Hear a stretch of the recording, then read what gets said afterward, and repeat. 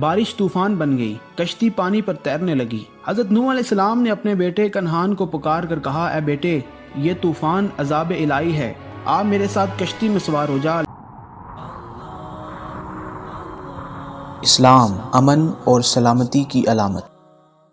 حضرت نوح علیہ السلام کے لاکھ سمجھانے پر بھی ان کی قوم نے اپنے بنائے ہوئے بتوں کی پوجا نہ چھوڑی اور حضرت نوح علیہ السلام اور ان کے ساتھیوں کو ظلم اور تشدد کا نشانہ بنایا اور برملا کہتے رہے کہ ہم اپنے بتوں کی پوجا نہیں چھوڑیں گے، تو نے جو عذاب ہم پر لانا ہے لے آ۔ نوح علیہ السلام کی دعوت حق پر وہ کانوں میں انگلیاں ڈال لیتے یا کانوں میں کپڑے لپیٹ لیتے تاکہ نوح علیہ السلام کی باتیں نہ سن سکیں۔ انہوں نے نوح علیہ السلام سے برملا کہا کہ جا، ہم نہیں مانتے، تو نے ہم سے بہت جھگڑا کر لیا، جو عذاب لانا ہے لے آ۔ قرآن پاک میں اللہ تعالیٰ یوں فرماتا ہے، وہ کافر کہنے لگے، اے نوح، تو نے ہم سے جھگڑا کیا اور بہت جھگڑا کیا، اب اس بات کو ختم کر، جو تو نے ہم سے عذاب الہی کا وعدہ کیا ہے وہ لے آ۔ حضرت نوح علیہ السلام نے ان کا یہ جواب سنا تو کہا، عذاب الہی لانا میرے اختیار میں نہیں، وہ تو اللہ ہی لائے گا جس نے مجھے رسول بنا کر بھیجا، وہ چاہے گا تم پر عذاب لے آئے گا۔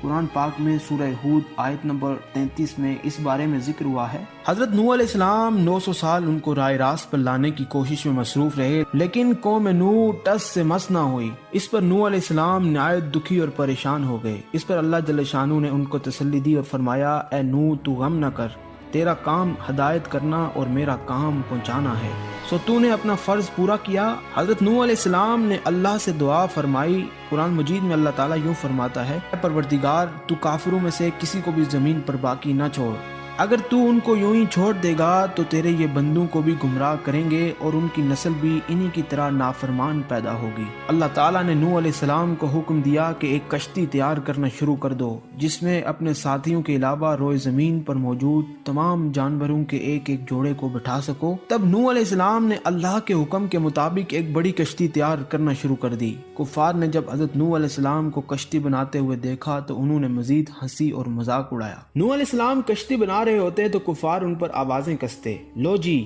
نہ کہیں بادل، نہ کہیں برسات، نہ کہیں سمندر، اور یہ کشتی بنانے چلے ہیں۔ حضرت نوح علیہ السلام ان کی ساری باتوں کے باوجود اللہ کے حکم سے کشتی بنانے میں مصروف رہتے۔ اللہ تعالیٰ کا حکم حضرت نوح علیہ السلام کے لیے قرآن پاک میں یوں مذکور ہوا، اے نوح، تو ہماری حفاظت میں ہمارے وحی کے مطابق کشتی بنائے جا، اور اب کفار کے متعلق کچھ نہ کہو، بلا شبہ یہ غرق ہونے والے ہیں۔ قوم نوح میں اس وقت تک 40 کے قریب لوگ ایمان لے آئے تھے۔ حضرت نوح علیہ السلام نے کشتی مکمل کر لی۔ اس کشتی میں 3 منزلیں تھیں۔ سب سے نچلا درجہ درندوں یعنی شیر، چیتے، بھیڑیے، ریچھ وغیرہ خونخوار جانوروں کے لیے تھا۔ درمیانہ درجہ چرند پرند اور چوپایوں کے لیے مخصوص تھا، اور سب سے اوپر والا درجہ انسانوں کے لیے۔ جب حضرت نوح علیہ السلام کشتی مکمل کر چکے تو اللہ تعالیٰ نے اگلے حکم کا انتظار کرنے کو کہا۔ ایک روایت میں آتا ہے، لیکن مستند بات نہیں ہے، کہ جب کشتی مکمل ہو گئی تو قوم نوح نے اس کشتی میں بول و براز یعنی گندگی بہکنا شروع کر دی۔ حضرت نوح علیہ السلام نے انہیں اس کام سے منع فرمایا، لیکن وہ کب ماننے والے تھے؟ وہ مسلسل اپنا فضلہ اس میں پھینکتے رہے۔ آخرکار کشتی گندگی سے بھر گئی۔ اس اثناء میں کفار میں خارش کی وبا پھیل گئی۔ زبردست خارش نے ان کو حواس باختہ کر دیا، لیکن وہ بدستور کشتی میں رفع حاجت کے لیے آتے رہے۔ ایک دن ایک کافر رفع حاجت کے لیے کشتی پر چڑھا تو اس کا پاؤں پھسل گیا اور وہ گندگی میں گر گیا۔ وہ گندگی میں پورا لتھڑا گیا۔ کوشش کر کے وہ گندگی سے باہر نکلا، اور جو ہی اس نے گندگی اپنے جسم سے صاف کی، اس نے محسوس کیا کہ اس کی خارش ختم ہو گئی ہے۔ وہ اپنی قوم کی طرف بھاگا ہوا چلا گیا اور لوگوں کو خارش ختم ہونے کی وجہ بتائی۔ یہ سنتے ہی قوم نوح کے لوگ کشتی کی گندگی میں کود گئے اور اپنے جسم پر گندگی ملنے لگے۔ دیکھتے ہی دیکھتے لوگوں نے کشتی کی تمام گندگی اپنے جسموں پر سجا لی۔ جس نے بھی گندگی ملی، اس کی خارش ختم ہو گئی۔ انہوں نے کشتی کو دھو کر اس کا پانی نہ چھوڑا۔ وہ کشتی کو دھو کر پانی اپنے اجسام پر گرانے لگے، اور کشتی کو اتنا دھویا کہ کشتی شیشے کی مانند چمکنے لگی اور بالکل صاف ہو گئی۔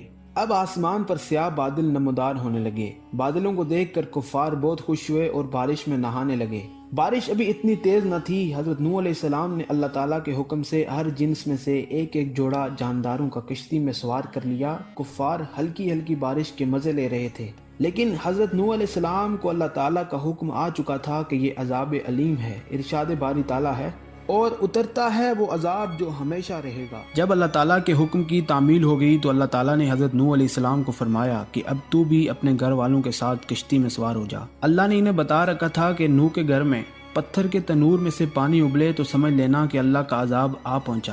سو حضرت نوح علیہ السلام نے دیکھا کہ گھر میں پتھر کے تنور سے پانی ابل رہا ہے۔ اب نوح علیہ السلام اپنے گھر والوں کے ساتھ کشتی میں سوار ہو گئے، لیکن آپ علیہ السلام کا بیٹا کنعان جو کافروں کے ساتھ تھا اور اس کی ماں باہلا یعنی حضرت نوح علیہ السلام کی کافرہ بیوی دونوں کشتی میں سوار نہیں ہوئے۔ بارش طوفان بن گئی، کشتی پانی پر تیرنے لگی۔ حضرت نوح علیہ السلام نے اپنے بیٹے کنعان کو پکار کر کہا، اے بیٹے، یہ طوفان عذاب الہی ہے، آپ میرے ساتھ کشتی میں سوار ہو جا۔ لیکن وہ پکار کر بولا، اے میرے باپ، تو جا، میں پہاڑ پر چڑھ جاؤں گا۔ وہ پہاڑ کی طرف تیرنے لگا۔ آپ علیہ السلام کی کافرہ بیوی بھی اس کے ساتھ تھی۔ اس بارے میں کنعان کا جواب قرآن مجید میں اس طرح مذکور ہے، میں بہت جلدی کسی پہاڑ کی پناہ لے لیتا ہوں، وہ مجھے غرق ہونے سے بچا لے گا۔ حضرت نوح علیہ السلام نے ایک بار پھر اسے سمجھایا، لیکن وہ شیطان کا پیروکار تھا اور اللہ تعالیٰ کا نافرمان تھا۔ اللہ تعالیٰ نے نافرمانوں کے لیے جہنم تیار کی ہے، جس میں خوفناک آگ چنگاڑ رہی ہے، اس کے لیے دردناک عذاب ہے۔ دنیا کی چند روزہ زندگی میں ماں باپ کی نافرمانی سخت گناہ ہے اور نافرمان جہنمی ہے جس کے لیے معافی نہیں۔ لہٰذا نوح علیہ السلام کے بیٹے کنعان کو غرق کر دیا گیا۔ اللہ تبارک و تعالیٰ نے قرآن مجید میں فرمایا ہے، آج کوئی اللہ کے حکم سے بچانے والا نہیں، صرف وہی بچے گا جس پر اللہ کا رحم ہوگا۔ اس درمیان میں ان دونوں کے درمیان ایک بڑی موج آ گئی اور وہ غرق ہو گیا۔